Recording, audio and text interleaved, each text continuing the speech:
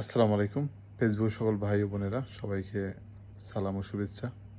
মাহে রমজানের আজকে ২৯ রোজা সাইপ্রাসে। তাই ছোট্ট একটি বিষয় নিয়ে আলোচনা করব। বাংলাদেশের চাঁদ কমিটি যাদের কাজই হচ্ছে ২৯ দিন ঘুমানো এবং ২৯ রোজার সন্ধ্যায় দূরবীন নিয়ে সৌদির দিকে তাকিয়ে থাকবে। যদি সৌদি বলে হ্যাঁ আগামীকালকে ঈদ, সৌদি আরবে চাঁদ দেখা গেছে, তাহলে বাংলাদেশে বলবে হ্যাঁ ২৯ রোজা। ২৯ রোজা আগামীকালকে আমাদের চাঁদ দেখা যাবে। আর যদি সৌদি বলে না চাঁদ দেখা যায় না ২৯ রোজায়, তাহলে বাংলাদেশে বলবে বাংলাদেশ ৩০টা রোজা। এই হচ্ছে আমাদের চাঁদ কমিটি। আর এই ছোট্ট একটি সাইপ্রাস রাষ্ট্র, তারা রমজানের অনেক আগে ঘোষণা দিছে এবার ২৯টা রোজা হবে সাইপ্রাসে। আমার মাথায় আসে না, তাহলে বাংলাদেশের চাঁদ কমিটি কি করে জাতির কাছে প্রশ্ন।